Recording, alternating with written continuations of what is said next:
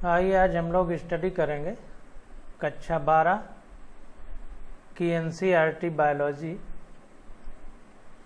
उसमें इकाई 6 है यूनिट 6, जिसका चैप्टर है रिप्रोडक्शन। पहला चैप्टर है जनन, इसके बारे में हम अध्ययन करेंगे। अगर इंग्लिश में देखें तो इसको बोलेंगे रिप्रोडक्शन। जैसा कि नाम से पता चल रहा है, री का मतलब पुनः, प्रोडक्शन मतलब उत्पन्न कर देना।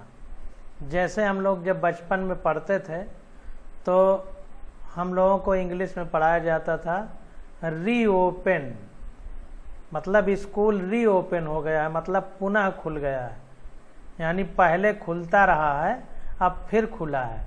तो उसी प्रकार रिप्रोडक्शन का मतलब है कि पहले जो चीज़ उत्पन्न होती रही है अब फिर उत्पन्न की जा रही है, उसको रिप्रोडक्शन बोलते हैं। तो जैसे हम हैं, हम अपने बच्चे उत्पन्न कर रहे हैं तो हमारे ही जैसे हैं, यानी हम अपनी जैसी एक कॉपी उत्पन्न कर रहे हैं, एक प्रति उत्पन्न कर रहे हैं। तो इसीलिए इसको रिप्रोडक्शन बोला जाता है। तो इस बात को ध्यान रखना है कि रिप्रोडक्शन का मतलब क्या है। तो इसको देखते हैं, पढ़ करके समझने का प्रयास करते हैं। तो देखिए, कह रहा है कि जीव विज्ञान पृथ्वी पर जीवन की गाथा कहें या कहानी कहें या सार कहें या निचोड़ कहें।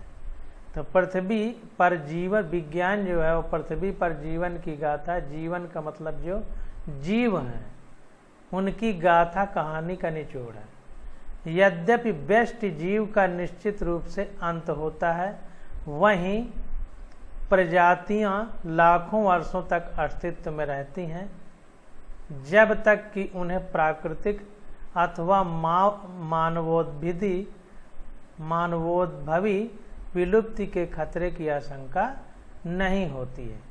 तो कहने का मतलब ये है, अब देखिए, व्यष्टि का मतलब अंग्रेजी में होता है इंडिविजुअल ऑर्गेनिज्म।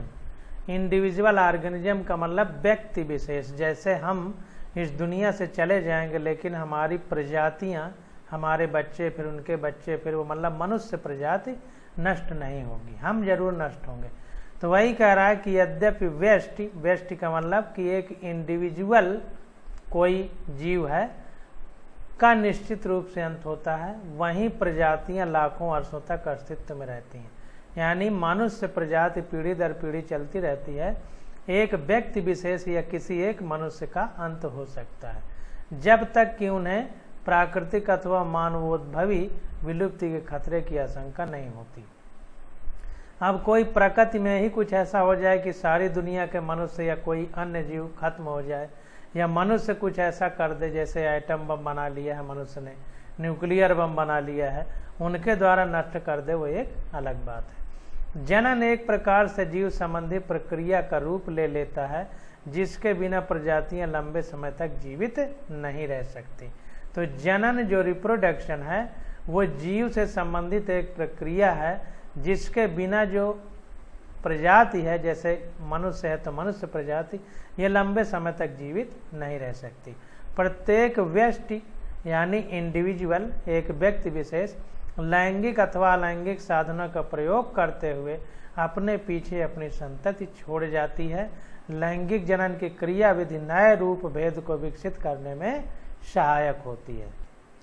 तो कहने का मतलब ये है कि जो हम अपनी संतति उत्पन्न करते हैं उसके दो तरीके हो सकते हैं, एक सेक्सुअल, एक एसेक्सुअल, यानी एक लैंगिक और दूसरा अलैंगिक साधन, जो कि हमने आपको जो कक्षा 11 में चैप्टर है उनमें पढ़ाया है। तो सेक्सुअल रिप्रोडक्शन का मतलब कि सेक्स ऑर्गन आपस में मिलते हैं और उनके मिलन से फिजिकल कांटेक्ट होता है, शरीरों का मिलन होता है, उसे लैंगिक जनन कहते हैं। जबकि अलैंगिक जनन में क्या होता है कि सेक्सुअल ऑर्गन आपस में नहीं मिलते। इसका और अच्छे से भेद विभेद हम लोग जो चैप्टर होगा उसमें, जब सारे जीवों में या इसी चैप्टर में आगे आएगा तो उसमें पढ़ेंगे। अब कह रहा है अतः उत्तरजीविता लाभ की संभावनाएं बढ़ जाती हैं। तो वही कह रहा है कि जो लैंगिक और अलैंगिक जनन यानी सेक्सुअल और एसेक्सुअल रिप्रोडक्शन के माध्यम से जो हम अपनी संतति यानी अपने बच्चे उत्पन्न करते हैं, उससे जो प्रजातियां हैं उनकी उत्तर जीविता लाभ की संभावनाएं बढ़ जाती हैं, यानी उनके आगे भविष्य में जीवित रहने की संभावनाएं बढ़ जाती हैं। क्योंकि एक व्यक्ति कई बच्चे पैदा करता है तो इसलिए कोई न कोई बच्चा जीवित रहेगा, इसलिए संभावनाएं ये बढ़ जाती हैं कि वो प्रजाति संसार में बनी रहेगी। यह इकाई जीवित जीवों में होने वाली जनन प्रक्रियाओं के सामान्य सिद्धांतों के बारे में जानकारी देती है तथा पुष्पीय पादपों तथा मानवों में इस प्रक्रिया को उनके संबद्ध उदाहरणों सहित व्यापक रूप से समझाती है। मानव जनन स्वास्थ्य तथा जनन के जीव विज्ञान को समझने तथा जनन संबंधी बीमारियों से किसी प्रकार बचा जा सकता है पर सापेक्ष महत्व प्रस्तुत किया गया है। तो किस प्रकार बचा जा सकता है उसके सापेक्ष यानी उसके रिलेटिव यहाँ पर जो भी इम्पोर्टेंस है उसको बताया जा रहा है।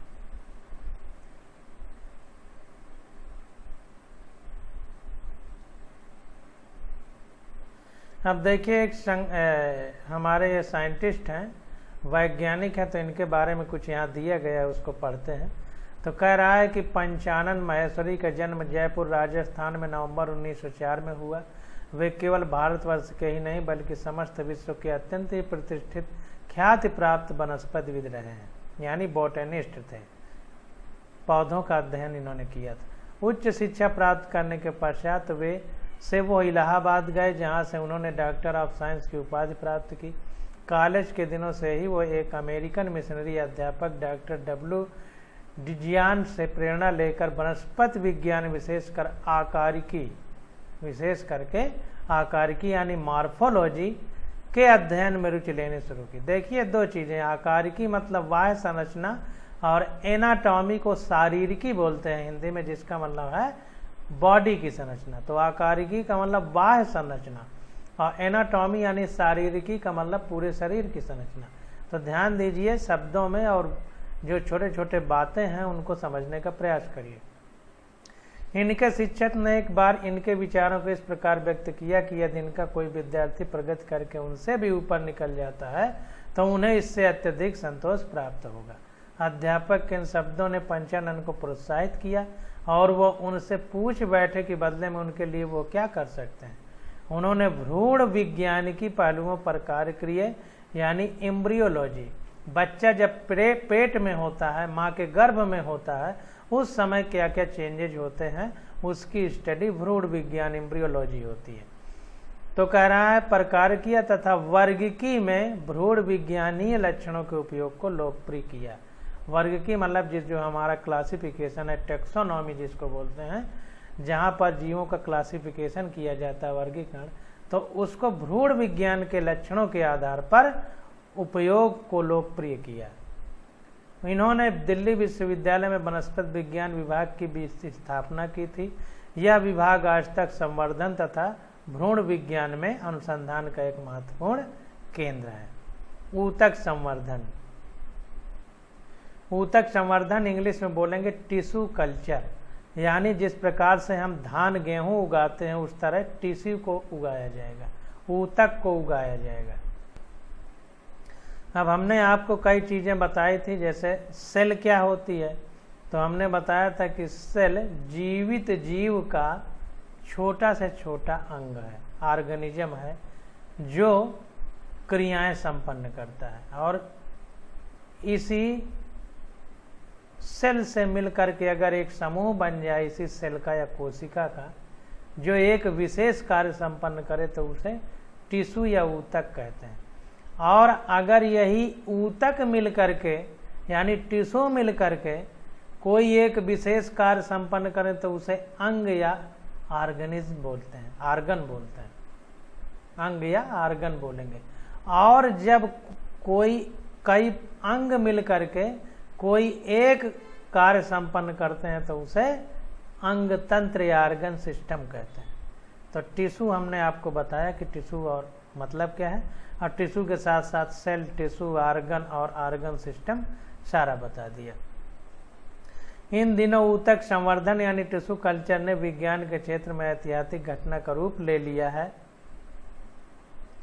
टेस्ट ट्यूब, परक नली, निषेचन तथा अंतः अंडाशय परागण पर इनके इस कार्य के कारण विश्व भर में इनकी जय जयकार हुई।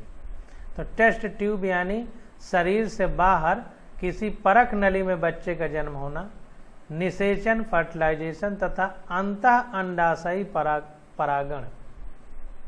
देखिए अंतः अंडाशयी परागण को अंग्रेजी में बोलेंगे इंट्रा ओवेरियन पॉलिनेशन।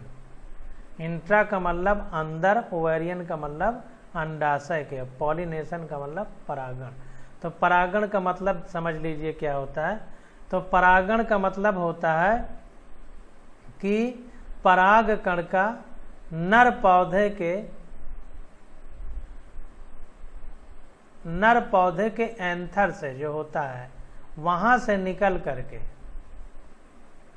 मादा पौधे की वर्तिका स्टाइल, जिसको स्टिग्मा बोलते हैं अंग्रेजी में, वहां से पहुंच करके एक नली बनती है, उसके द्वारा ओवरी यानी अंडाशय में पहुंच करके अंडाशय से मिल जाना, यानी मादा जनन अंग से मिल जाना, अंडाणु जिसको बोलते हैं ओवम। तो कुल मिला करके सीधे सीधी बात अगर देखी जाए तो पोलन ग्रेन का ओवम से मिल जाना फर्टिलाइजेशन है, निषेचन है।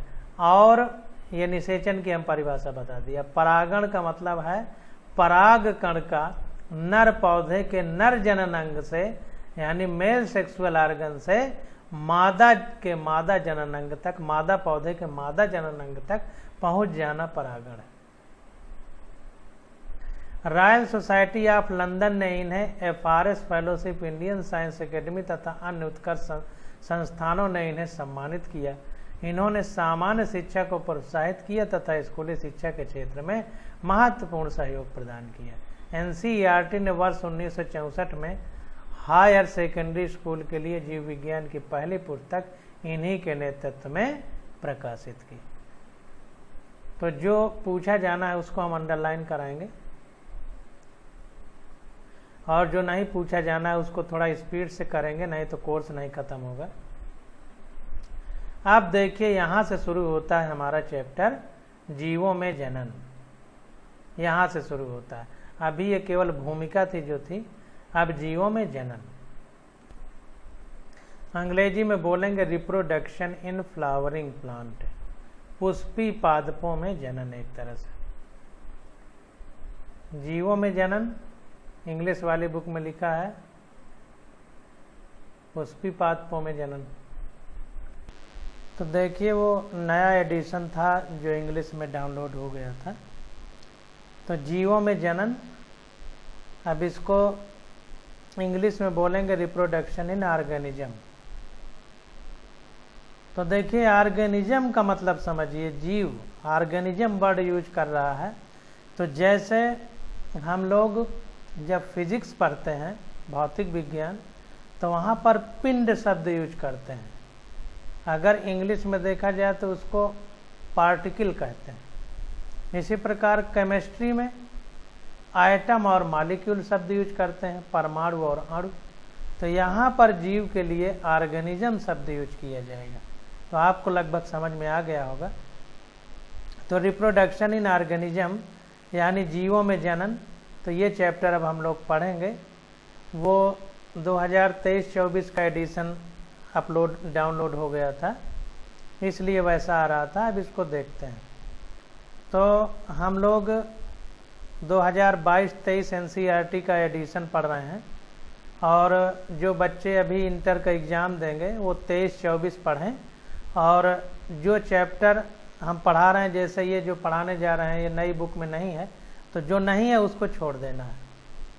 तो देखिए कह रहा है कि प्रत्येक जीव केवल कुछ निश्चित समय तक ही जीवित रह सकता है। जीव के जन्म से उसकी प्राकृतिक मृत्यु तक का यह काल उस जीव की जीवन अवधि को निरूपित करता है। लाइफ स्पान, जीवन अवधि मतलब लाइफ स्पान।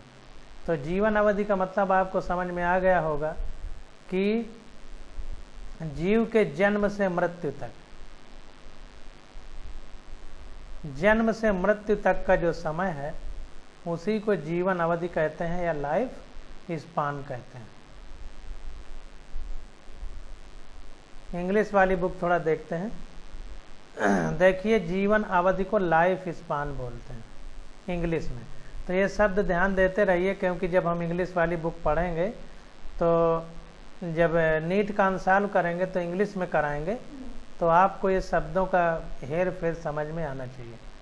तो कह रहा है चित्र 1.1 में कुछ जीवों की जीवन अवधि दिखाई गई है। बहुत से अन्य जीवों के चित्र प्रस्तुत किए गए हैं। इन चित्रों को देखकर इनके बारे में पता लगाकर दिए गए रिक्त स्थान को आप उनकी जीवन अवधि के बारे में लिखना है। तो आपको इन जीवन अवधि के बारे में लिखना है। तो चित्र 1.1 में निरूपित जीव की जीवन अवधि यानी लाइफ स्पान का परीक्षण कीजिए। तो इसको देखते हैं। तो यहाँ पर देखिए, हमने हाथी यानी एलिफेंट की लाइफ स्पान यानी जीवन अवधि लिख दी, 70 साल होती है। और गुलाब के पौधे की 5 से 7 साल होती है, रोज प्लांट की। और कुत्ते की 10 से 13 साल होती है, 10 to 13 ईयर कुत्ते की। तितली की लिखी हुई है बटरफ्लाई की 1 से 2 हफ्ते। कौवा यानी क्रो की लिखी हुई है 15 वर्ष। और नीचे देखते हैं, अब यहाँ पर देखिए आगे लिख लीजिए, केला यानी बनाना ट्री की लाइफ स्पान यानी जीवन अवधि लगभग 25 साल होती है। काऊ यानी गाय की लगभग 20 से 25 साल। तोता की 140 वर्ष। मगरमच्छ की 60 वर्ष। घोड़ा की 25 से 30 वर्ष। और फल मक्खी की 4 से 6 सप्ताह वीक होती है। फल मक्खी यानी फ्रूट फ्लाई की जीवन अवधि 4 से 6 सप्ताह होती है। तो इसको लिख लीजिए। अब आगे बढ़ते हैं। अब देखिए, धान के जो राइस प्लांट है, धान का पौधा है, 3 से 4 मंथ है उसका जीवन अवधि। कछुआ की 100 से 150 साल तक है। और बरगद यानी बनियान ट्री की 200 से 500 साल है। तो ये जीवों की जीवन अवधि है जिनके बारे में एनसीईआरटी में लिखा है, तो इनको याद करना है। आइए अब आगे देखते हैं। तो कह रहा है कि क्या यह दोनों बातें रोचक एवं कौतूहलपूर्ण नहीं है कि यह अवधि कम से कम 1 दिन या फिर अधिक से अधिक कुछ हजार वर्ष तक हो सकती है। जैसे बनियान ट्री देखा 500 साल तक जीवित रहता है। फ्रूट फ्लाई हमारी 4 से 6 हफ्ते ही जीवित रहती है। तो कुछ ऐसे जीव हैं जो कुछ 1 दिन भी जिनकी ज़िंदगी है और कुछ की हजारों साल है। तो एक विचित्र कौतूहल का विषय है, आश्चर्यपूर्ण है। मतलब इन दोनों चरम सीमाओं के मध्य अधिकांश जीवित जीवों की जीवन अवधि बनी रहती है। आप शायद इस बात पर ध्यान देंगे कि किसी जीव की जीवन अवधि का आवश्यक रूप से आकार यानी साइज से संबंध नहीं है। कौवा और तोता के आकार में कोई अंतर नहीं होता, फिर भी इन दोनों के जीवन अवधि में बहुत अंतर होता है। तो वेरी इंपॉर्टेंट कि जो लाइफ स्पान है, जीवन अवधि है, उसका आकार से कोई मतलब नहीं है।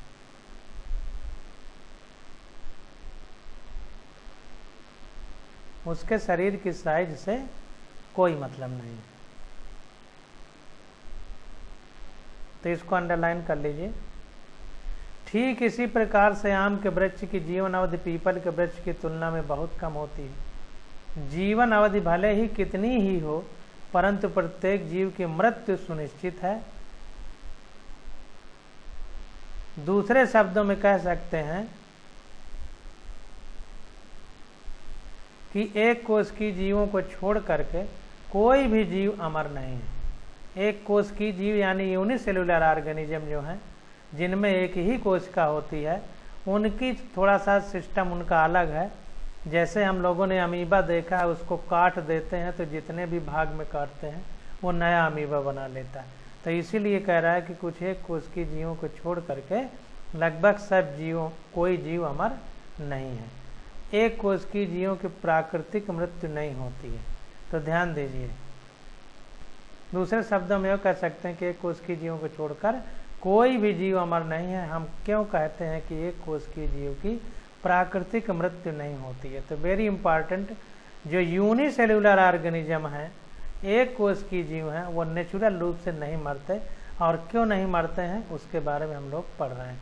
अभी हमने जैसे आपको बताया कि जो अमीबा होता है उसको जितने भागों में काटेंगे वो उतने ही नए अमीबा बना लेता है। जो स्पंज होता है उसको पीस दिया जाए और पीस करके समुद्र में फेंक दिया जाए तो हर एक कोशिका अपना नया स्पंज बना लेती है, यानी वो उनकी मृत्यु नहीं होती। तो वही कह रहा है कि एक कोश की जीव की प्राकृतिक मृत्यु नहीं होती, नेचुरल तरीके से वो नहीं मरता। इस वास्तविकता को जानने हेतु क्या आपको आश्चर्य नहीं होता है कि हजारों वर्षों से पृथ्वी पर पादपों तथा पशु पक्षियों की विभिन्न स्पीसीज की विशाल संख्या विद्यमान है। जीवित जीवों में कुछ प्रक्रियाएं अवश्य ही ऐसी हैं जिनसे यह निरंतर सुनिश्चित होती हैं। तो मतलब कुछ ऐसी प्रोसेस बॉडी में पाई जाती हैं लाइफ में ऑर्गेनिज्म के, जिसके कारण मतलब कुछ प्रक्रियाएं इनके जीवन में निरंतर होती रहती हैं, जिसके कारण इनकी विशाल संख्या विद्यमान है। हाँ, यहाँ हम जनन का उल्लेख कर सकते हैं जिसे हम निश्चित मानते हैं। तो हम अब यहाँ पर जनन यानी रिप्रोडक्शन की बात करेंगे, क्योंकि जनन के द्वारा ही इनकी विशाल संख्या विद्यमान है, क्योंकि ये जनन के द्वारा अपनी नई स्पीसीज मतलब नए जीव का निर्माण करते हैं, यानी संतति का निर्माण करते हैं। अब आगे देखते हैं। जीवों में जनन को यहाँ एक जीव विज्ञानी प्रक्रम के रूप में परिभाषित किया गया है, जिसमें एक जीव अपने समान एक छोटे से जीव यानी संतति को जन्म देता है। संतति मतलब अपनी संतान, जिसको अंग्रेजी में प्रोजेनी कहेंगे। संतति में वृद्धि होती है, उनमें परिपक्वता आती है यानी ग्रोथ होती है, बड़े होते हैं, फिर वो मैच्योर हो जाते हैं तथा इसके बाद वो नई संतति को जन्म देते हैं। जब वो जवान हो जाते हैं तो रिप्रोडक्शन करके फिर नए जीव को जन्म देते हैं। इस प्रकार जन्म, वृद्धि तथा मृत्यु का चक्र यानी जो लाइफ साइकिल है वो चलता रहता है। जनन प्रजाति में एक पीढ़ी के बाद दूसरी पीढ़ी में निरंतर बनाए रखती है। तो जो रिप्रोडक्शन है वो नई जो प्रजाति आती है उसमें एक पीढ़ी से दूसरी पीढ़ी में ये निरंतर बनी रहती है। आप बाद में अध्याय 5 यानी आनुवांशिकता और विविधता के सिद्धांत जो आगे चैप्टर है उसमें हम लोग इन चीज़ों की स्टडी करेंगे कि किस प्रकार आनुवांशिक विविधता जनन के दौरान सृजित या वंशागत होती है, मतलब अगली पीढ़ी में जाती है। जीव विज्ञानीय संसार में व्यापक विविधता पाई जाती है।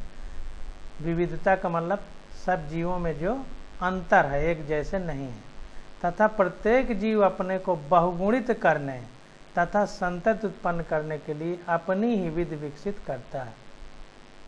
बहुगुणित करने का मतलब मल्टीप्लिकेशन, बहुत प्रकार से टूट करके नए जीवों को जन्म देना, ये कह सकते हैं। जीव किस प्रकार से जनन करता है, उसके वास यानी जहाँ पर रहता है हैबिटेट, उसकी आंतरिक शरीर क्रिया विज्ञान यानी इंटरनल जो फिजियोलॉजी है वो कह सकते हैं, तथा अन्य कई कारक सामूहिक रूप से उत्तरदायी होते हैं। तो ध्यान दीजिए,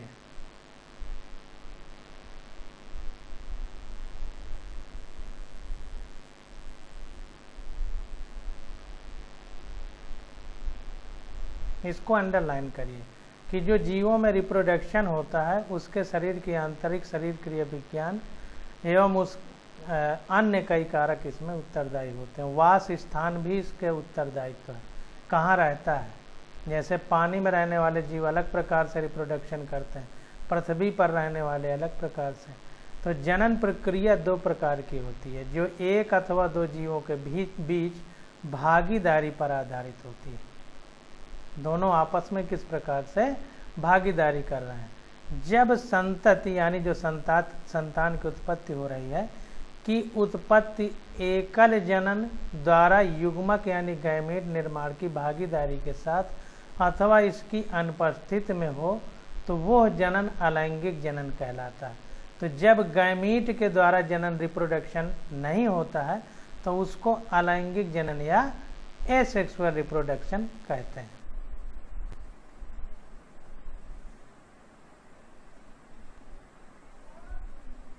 जब दो जनक विपरीत लिंग वाले जनन प्रक्रिया में भाग लेते हैं तथा नर और मादा युग्मक यानी गैमीट में युग्मन होता है तो यह लैंगिक जनन कहलाता है। तो ध्यान दीजिए कि जब दो जनक यानी दो पेरेंट, एक माता एक पिता, तो माता पिता शब्द क्यों यूज कर रहे हैं? क्योंकि दोनों विपरीत लिंग के हैं, एक नर है एक मादा है।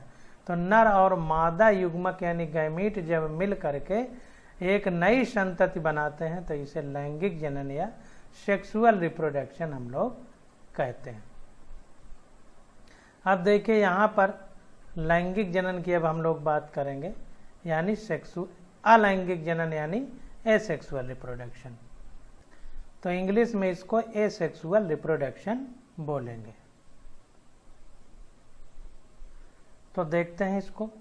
कह रहा है इस विधि में एकल जीव जनन संतति उत्पन्न करने की क्षमता रखता है, मतलब अकेला ही जीव नए अपने संतान को जन्म देता है। In this method a single individual यानी parent is capable of producing offspring. Offspring का मतलब संतति यानी अपने बच्चे बनाने की या उत्पन्न करने की क्षमता रखता है।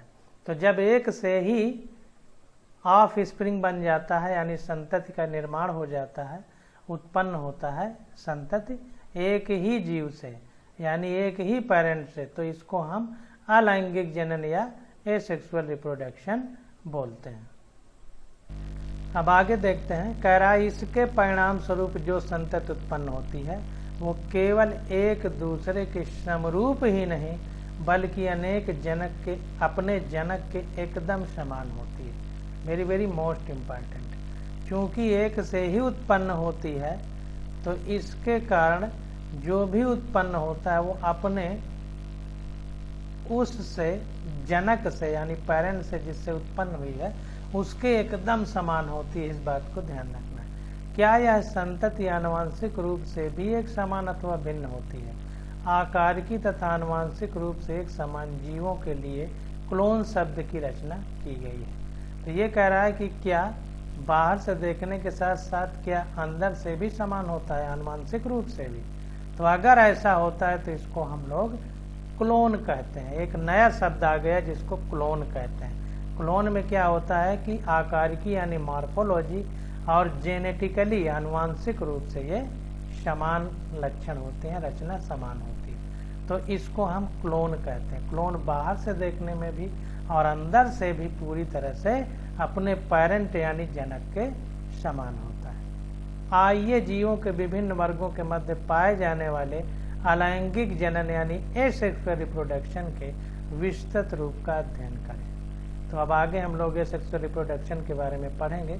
तो अलैंगिक जनन सामान्य रूप से एकल जीव यानी सिंगल ऑर्गेनिज्म, पादप तथा जीव आदि में पाया जाता है, अपेक्षाकृत साधारण जीव। तो ध्यान देना है कि अलैंगिक जनन जो होता है वो एकल जीव एक में ही पाया जाता है और ज्यादातर साधारण जीव जो होते हैं यानी ज्यादातर एक कोश की जैसे जीव, साधारण का मतलब सिंपल मतलब जिनमें कम से कम कोशिकाएं हों, उनमें पाया जाता है। प्रजीव तथा एक केंद्रकीय जीव, प्रजीव तथा एक केंद्रकीय जीव प्रोटिस्टा एवं मोनेरा में जनक कोशिका दो में विभक्त होकर नए जीवों को जन्म देती है। तो प्रोटिस्टा तथा मोनेरा ये जो होते हैं इनमें क्या होता है कि जनन कोशिका जो होती है, पेरेंट सेल जो होती है, वो दो भागों में टूट जाती है और दो में विभक्त होकर नए जीव यानी न्यू ऑर्गेनिज्म को जन्म देती है। चित्र 1.2 में दिखाया गया है। तो चित्र 1.2 देख लेते हैं। तो देखिए चित्र 1.2 हमको दिखाया गया है एक कोश की जीव में कोश का विभाजन। ये जनक कोशिका है। ये देखिए जनक कोशिका से इस तरह से ये कोशिका धीरे धीरे अलग हो रही है और इसका जो जनन द्रव्य है, जेनेटिक मटेरियल है, वो भी धीरे धीरे अलग हो रहा है और अलग होकर के ये कलिका यानी बड बन जाती है और ये अलग होकर के एकदम इसी तरह का नया जीव उत्पन्न करती है। सेम जैसे जनक है, पेरेंट सेल है, वैसे ही नई सेल का निर्माण होता है। और देखिए बा में अमीबा में द्विखंडन है। द्विखंडन का मतलब बाइनरी फिजन, दो भागों में बट रहा है। तो देखिए अमीबा है, अमीबा का केंद्रक है। तो इसमें क्या होता है, ये देखिए अमीबा का केंद्रक पहले गोल है, फिर धीरे धीरे लंबा होने लगा। लंबा हो करके ये दो अलग अलग भागों में धीरे धीरे बट रहा है, यानी दो ध्रुव बन रहे हैं, दो पोल। फिर क्या होता है कि धीरे धीरे देखिए यहाँ पर अमीबा इस तरह से बन रहा है, एक नलिका जैसी संरचना बन जाती है, फिर ये टूट जाती है और दोनों दो अमीबा बन जाते हैं। संतति कोशिका यानी ऑफ स्प्रिंग सेल हो गई। ये देखिए नए अमीबा दो बन गए, तो एक से दो बन गए, तो इस प्रकार से निर्माण होता है। तो प्राजीव तथा एक केंद्रकीय जीव, प्राजीव मतलब प्रोकैरियोट, जो बहुत पहले जिनकी उत्पत्ति हुई। प्रोकैरियोट और यूकैरियोट दो हैं, हम लोग आगे पढ़ेंगे। प्रो का मतलब बहुत पहले, प्री का मतलब पहले, प्रो का मतलब बहुत पहले। तो जो जीव बहुत पहले उत्पन्न हुए संसार में आए उनको प्रोकैरियोट कह देते हैं, आदि जीवी। तो देखिए आगे कह रहा है कि अतः इन जीवों में समसूत्री कोशिका विभाजन एक प्रकार से जनन की क्रियाविधि है। समसूत्री का मतलब माइटोटिक डिवीजन, अंग्रेजी में इसको माइटोटिक सेल डिवीजन बोलेंगे। समसूत्री को माइटोटिक, अर्धसूत्री को मियोटिक बोलेंगे। ध्यान दीजिए, समसूत्री माइटोटिक और अर्धसूत्री मियोटिक बोलेंगे। समसूत्री का मतलब जितने क्रोमोसोम इसमें है उतने ही इसमें होंगे, और इतने ही क्रोमोसोम इनके पेरेंट सेल यानी जनक कोशिका में होंगे। तो जनक कोशिका में जितने सेल क्रोमोसोम होंगे उतने ही अगर उनके संतति जो उत्पन्न हो रही है, ऑफ स्प्रिंग यानी उनके बच्चे जो तैयार हो रहे हैं, उनमें भी अगर उतने ही क्रोमोसोम हैं तो बोलेंगे समसूत्री विभाजन है यार, माइटोटिक डिवीजन कहेंगे। बहुत से एकल कोश की जीव द्विखंडन से उत्पन्न होते हैं, यानी बाइनरी फिजन से होते हैं, जैसा अभी हमने अमीबा में देखा। इसमें एक कोशिका दो भागों में विभक्त हो जाती है और प्रत्येक भाग एक वयस्क जीव के रूप में तीव्रता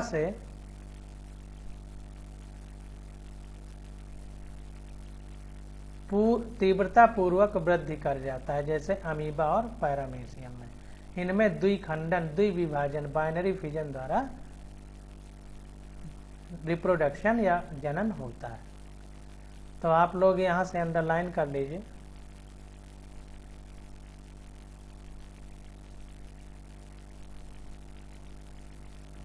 जो प्रोटिस्टा और मोनेरा हैं, समसूत्री कोश का विभाजन होता है और द्विखंडन किन में पाया जाता है, द्विखंडन को अंडरलाइन करिए। और इसके बाद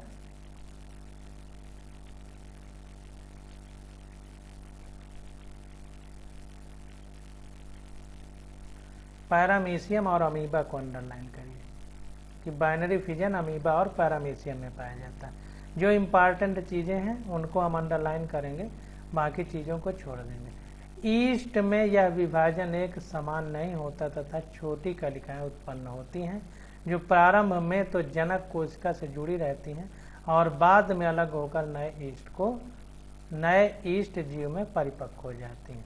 तो ईस्ट में क्या होता है कि उसमें बराबर नहीं होती, इसमें जैसे अमीबा पैरामीशियम में बराबर बन गई तो इनको द्विखंडन या बाइनरी फिजन कहते हैं। और ईस्ट में छोटे से उत्पन्न होता है और वो कट करके अलग हो जाती है, तो इसको हम कलिका द्वारा जनन कहेंगे। छोटी एक स्मॉल बड बनती है कलिका ईस्ट में, तो इसको ध्यान देना। फिर वो बड़ी होती है और परिपक्व होती है।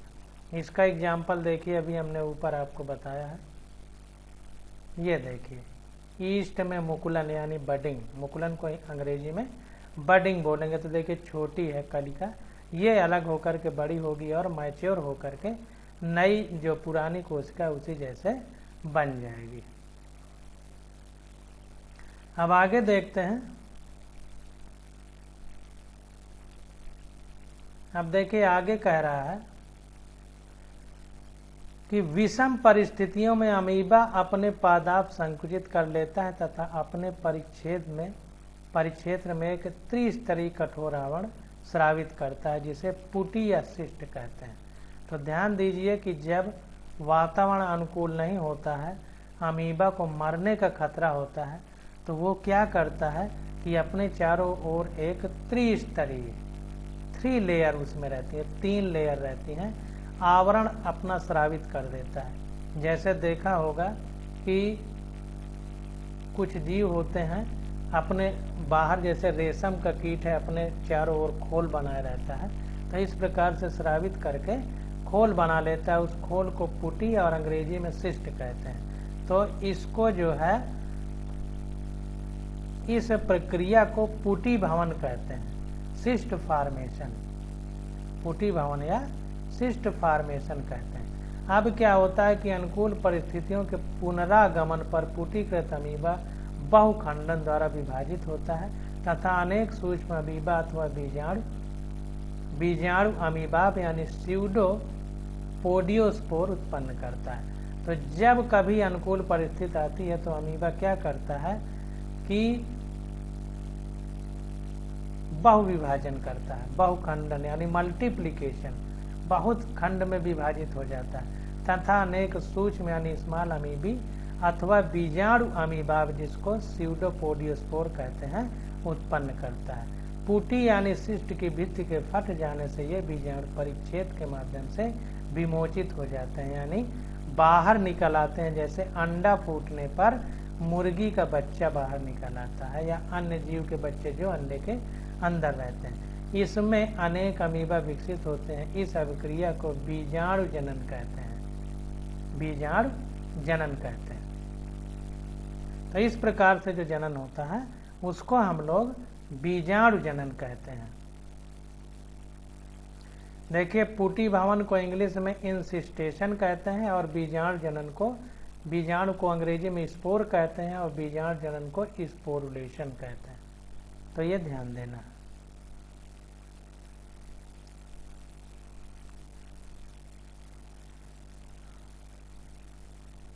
अब यहाँ पर देखिए बहुत सारे एग्जाम्पल दिए गए हैं, तो इनको देखते हैं। तो यहाँ पर देखिए अलैंगिक प्रजनन संरचना यानी एक्सेक्सुअल रिप्रोडक्शन के जो स्ट्रक्चर हैं, पहला दिया है क्लेमाइडोमोनास में अलैंगिक चल बीजाणु। तो ये देखिए आ वाला हमारा ये क्लेमाइडोमोनास है और इसमें ये अलैंगिक चल बीजाणु बन रहे हैं, यानी मोटाइल स्पोर बन रहे हैं, मोटाइल स्पोर बन रहे हैं। ये हमारे क्लेमाइडोमोनास है। चल बीजाणु को अंग्रेजी में जू स्पोर बोलते हैं। जू का मतलब जीव और जीव ही चल सकते हैं, इसलिए चल बीजाणु को जू स्पोर नाम दिया गया है क्लेमाइडोमोनास। आगे देखते हैं, ये दूसरा देखिए कलिका निकली है, यह मुख है। तो ये हमारा फिगर है पेनिसिलियम का। पेनिसिलियम की कोनिडिया है और कोनिडिया में जो है क्या, ये देखिए साहाइड्रा है, बी देखते हैं, साहाइड्रा है, बी है ये पेनिसिलियम। पेनिसिलियम में ये देखिए कोनिडिया बनना है, कोनिडिया इनको कहते हैं। जैसे चल बीजाणु जू स्पोर कह रहे हैं क्लेमाइडोमोनास के केस में, तो कोनिडिया कहेंगे पेनिसिलियम के केस में।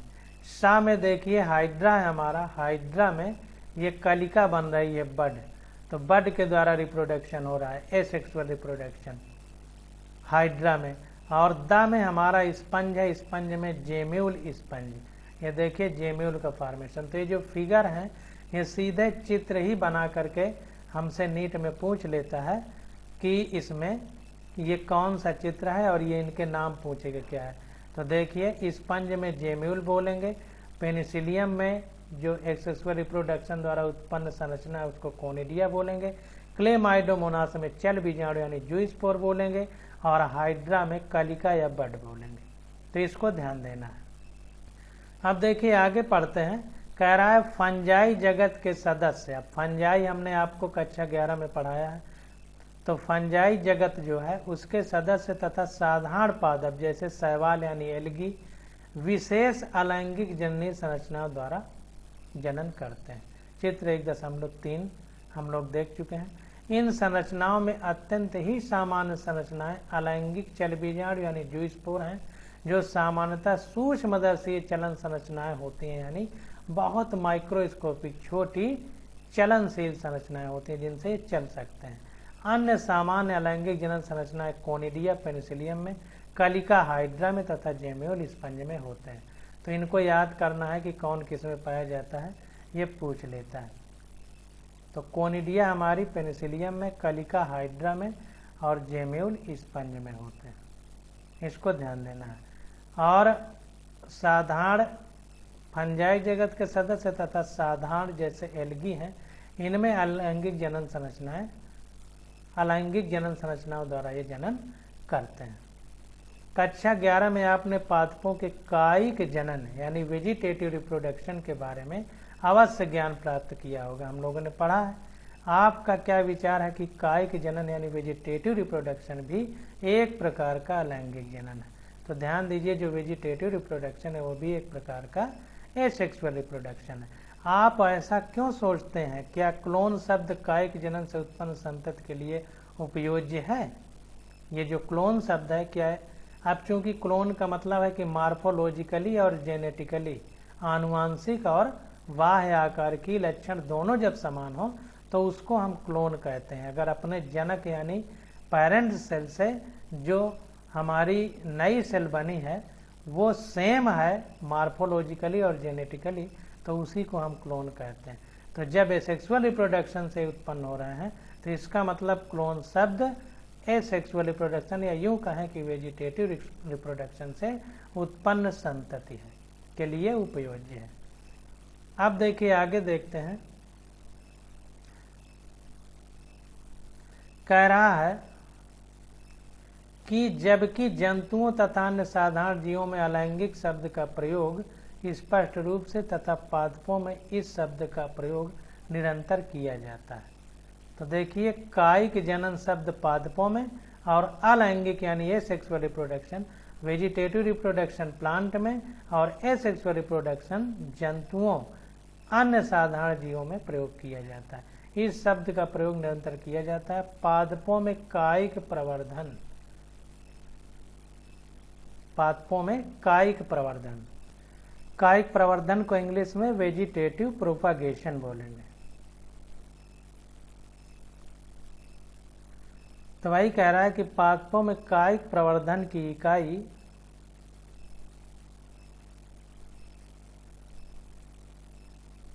जैसे ऊपरी भूस्थारी जिसको सर बोलते हैं, प्रकंद जिसको सरजोम बोलते हैं, शकरकंद, बल्ब, भूस्थरी जिसको ऑफसेट बोलते हैं, सभी नई संतति को पैदा करने का सामर्थ्य रखते हैं। चित्र 1.4 में हम लोग देखेंगे।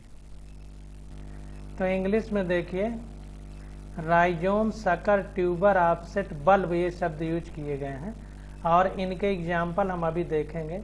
तो कह रहा है these structure are called vegetative propagules, इन्हीं को कायिक प्रवर्धन या वेजिटेटिव प्रोपाग्यूल्स बोलते हैं। तो इसको देखते हैं। अब देखिए, कह रहा है कि ये संरचनाएं कायिक प्रवर्ध यानी प्रोपेग्यूल्स कहलाती हैं। चूंकि इन संरचनाओं के निर्माण में दो जनक भाग नहीं लेते, अतः यह अलैंगिक जनन ही होता है। तो चूंकि दो नहीं भाग ले रहा है इसलिए ये अलैंगिक जनन ही है। कुछ जीवों में यदि शरीर अनेक टुकड़ों में विभक्त हो जाता है तो प्रत्येक भाग या टुकड़ा वृद्धि करके नए जीव में विकसित हो जाता है जो संतति यानी ऑफस्प्रिंग उत्पत्ति करने में सक्षम होते हैं। उदाहरण जैसे हाइड्रा, यह भी अलैंगिक जनन की एक विधि है जिसे पुनरुद्भवन कहते हैं। तो अगर कोई एक टुकड़ा अलग हो जाता है जैसे अलैंगिक जनन में जिस तरह से हाइड्रा, तो इसको हम पुनरुद्भवन कहते हैं। अंग्रेजी में जैसे this is also a mode of asexual reproduction called fragmentation. तो इंग्लिश में फ्रैगमेंटेशन, हिंदी में पुनरुद्भवन, मतलब पुनः उसका उद्भव हो जाए, ये कहने का मतलब।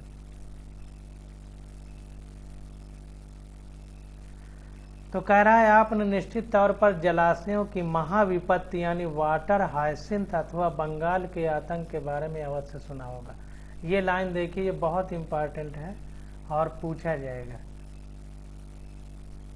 तो वाटर हायसिंथ है, इसमें बंगाल के आतंक के बारे में अवश्य सुना होगा। यह कुछ भी नहीं बल्कि जलीय वाटर पादप वाटर हायसिंथ है जो ठहरे जल में सर्वाधिक वृद्धि करने वाला खरपतवार है। तो एक वाटर हायसिंथ नामक खरपतवार होता है, वो क्या किया कि बहुत ज़्यादा वृद्धि कर गया।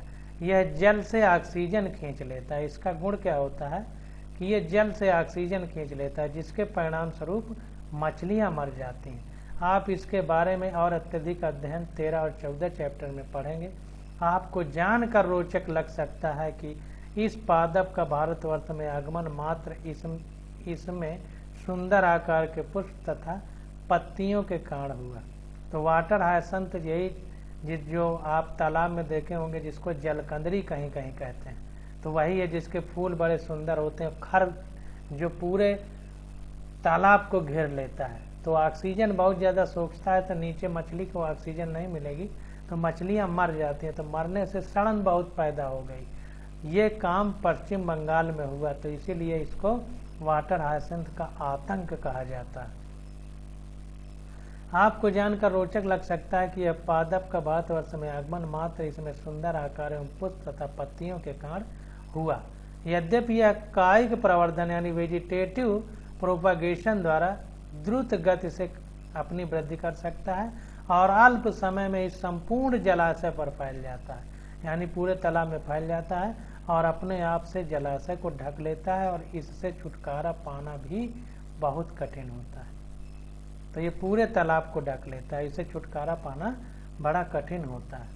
तो ये बंगाल का आतंक वाटर हायसेंथ के कारण हुआ, बहुत पूछा जाता है। महाविपत्ति आई थी, मछलियां मर गई थी जिससे बीमारी फैलने लगी थी।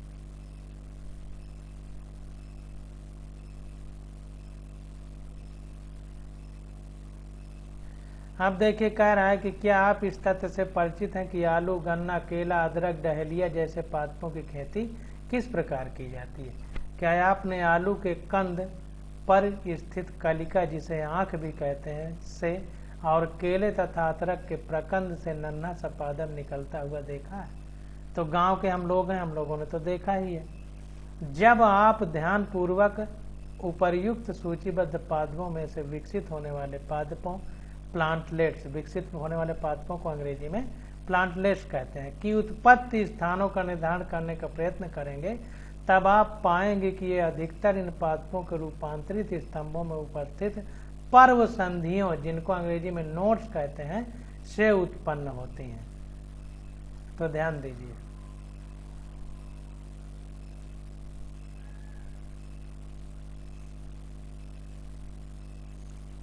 तो ये जो कलिकाएं उत्पन्न हो रही हैं ये पर्व संधियों यानी नोड से उत्पन्न होती हैं। जब यह पर्व संधियां नमी युक्त मृदा तथा जल के संपर्क में आती हैं, तब इनके मूल यानी रूट्स तथा नए पादप उत्पन्न हो जाते हैं। जब ये नमी पा जाती हैं तो ऐसा हो जाता है। ठीक इसी प्रकार पत्थर चट्टा, जिसको ब्रायोफिलम कहते हैं, कि पत्ती में कटे किनारों से अपस्थानिक एडवेंटिशियस कलिकाएं उत्पन्न होती हैं। माली लोग तथा किसान पादपों के इस गुण सामर्थ्य का पूरा लाभ उठाते हुए ऐसे पादपों का बड़े पैमाने पर प्रवर्धन करते हैं। तो ध्यान दीजिए, पत्थर चट्टा जिसको ब्रायोफिलम कहते हैं, उसमें पत्ती के किनारे किनारे किनारे से पौधे उत्पन्न हो जाते हैं। यहाँ पत्थर चट्टा लिखा है ब्रायोफिलम। हम लोग इसको अजूबी कहते थे, क्योंकि पत्ते से जल्दी से पौधा नहीं बनता, तो बन जाता है तो इसको हम लोग बचपन में अजूबी कहते थे, और जब पढ़ने जाते थे तो उखाड़ के ले आते थे, घर में लगाते थे। अब देखिए कह रहा है कि ध्यान देने योग्य एक रोचक बात यह है कि अपेक्षाकृत साधारण जीवों में अलैंगिक जनन ही जनन की सामान्य विधि है, जैसे कि शैवाल तथा फंजाई, और ये प्रतिकूल परिस्थितियों के आरंभ से पूर्व जनन की लैंगिक विधि की ओर बढ़ने लगती हैं। तो ध्यान दीजिए, अनुकूल परिस्थितियों में क्या होता है? लैंगिक जनन होता है, प्रतिकूल परिस्थितियों में अलैंगिक जनन होता है। तो देखिए यहाँ पर लिखा है, ये प्रतिकूल परिस्थितियों के आरंभ से पूर्व जनन की लैंगिक विधि की ओर बढ़ने लगते हैं, यानी सेक्सुअल रिप्रोडक्शन। पूछा जाता है नीट में 2 सवाल कि फेवरेबल कंडीशन यानी अनुकूल परिस्थितियों में कौन सा जनन होता है? तो फेवरेबल कंडीशन में सेक्सुअल रिप्रोडक्शन, और अनफेवरेबल कंडीशन में एसेक्सुअल या अलैंगिक जनन।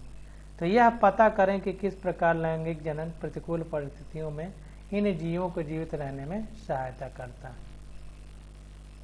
तो प्रतिकूल परिस्थितियां आने से पूर्व लैंगिक जनन की विधि होती है, यानी प्रतिकूल परिस्थितियों में अलैंगिक या एसेक्सुअल रिप्रोडक्शन, और अनुकूल परिस्थितियों में लैंगिक या सेक्सुअल रिप्रोडक्शन। ये पूछा जाता है। लैंगिक जनन ऐसी परिस्थितियों में सफलतापूर्वक क्यों उत्पन्न होता है? तो उच्च श्रेणी के पादपों में दोनों विधियों अलैंगिक यानी कायिक या वेजिटेटिव या एसेक्सुअल तथा लैंगिक अथवा सेक्सुअल रिप्रोडक्शन द्वारा जनन या रिप्रोडक्शन देखा गया। तो उच्च जीवों में सेक्सुअल और एसेक्सुअल दोनों होता है। एसेक्सुअल या वेजिटेटिव भी कहते हैं, कायिक जिसको हिंदी में कहते हैं, जबकि जो निम्न कोटि के जीव उनमें ज़्यादातर एसेक्सुअल रिप्रोडक्शन होता है। दूसरी ओर अधिकांश जंतुओं में जनन की केवल लैंगिक विधि होती है। तो अधिकांश जो जंतु होते हैं उनमें सेक्सुअल रिप्रोडक्शन ही होता है, यानी लैंगिक जनन होता है। अब आ जाते हैं, देखिए लैंगिक जनन में, सेक्सुअल रिप्रोडक्शन में, इससे पहले पीछे कुछ हम लोगों ने छोड़ दिया है फिगर, तो उनके बारे में हम लोग पढ़ लेते हैं। तो यहाँ पर देखिए पोटैटो है, पोटैटो में आइज लिखा है, जर्मिनेटिंग आई बड यानी आँख वाली कलिका। इसको हिंदी में देखें तो कहेंगे ये आँखें हैं, ये अंकुरणशील आँख या कलिका। यहाँ पर देखिए लिखा है आलू की आँख। अदरक का प्रकंद, तो यहाँ पर देखिए अदरक है। प्रकंद को हम लोग इंग्लिश में राइजोम बोलेंगे, ध्यान दीजिए, प्रकंद को राइजोम। तो गिंगर में राइजोम हो, गिंगर एक प्रकार का राइजोम है। तो यहाँ पर देखिए एडवेंटिशियस रूट है और ये बड है, ये नोड है, नोड, ये नोड जहाँ पर दो ये लंबे लंबे जुड़े होंगे, ये खांच, ये नोड है, ध्यान दीजिए। ये लंबी लंबी जो है ये इंटर नोड है। हिंदी में देखें ये पर्व संधियाँ हैं, ये कलिकाएं हैं और ये अपस्थानिक मूल या एडवेंटिशियस रूट है। अब आगे देखते हैं, तीसरे नंबर पर ये ब्रायोफिल्म है, ये दा वाला ब्रायोफिल्म, सा वाला एगेव या बुलबिल है। एगेव इसी को बोलते हैं या बुलबिल बोलते हैं। तो ये एगेव का फिगर है, केवल फिगर है और कुछ दिया नहीं गया। ये फिगर पूछ के बना करके चित्र नीट में पूछ लेता है कि क्या है, एगेव या बुलबिल। और ये दा हमारा ब्रायोफिल्म है, जिसको अजूबी हिंदी में पत्थर चटा लिखा है। तो ये देखिए कलिका या बड है इसकी निकली हुई। इंग्लिश में देखते हैं इसको, तो देखिए एडवेंटिशियस बड, ये ब्रायोफिल्म की लीफ ऑफ बड। और ये हमारा ऑफसेट ऑफ वाटर हायसेंथ है, जो पश्चिम बंगाल में आतंक फैलाया था। तो ये ऑफसेट जो दो जलकुंभी जिनको बोलते हैं हिंदी में, हम लोग बोलते थे तालाब में, यहाँ पर वाटर हायसेंथ बोला जा रहा है। तो इसको जोड़ता है आपस में, तो इसको ऑफसेट बोलते हैं। हिंदी वाले में कुछ अलग लिखा हुआ है, भूस तरीका लिखा है, ऑफसेट इंग्लिश में बोलते हैं। इंग्लिश वाले को ज़्यादा महत्व देना है इंग्लिश की बुक को। अब ये देखिए आगे आ जाता है लैंगिक जनन या सेक्सुअल रिप्रोडक्शन। इसकी स्टडी हम लोग अगले लेक्चर में करेंगे। आज बस यहीं तक।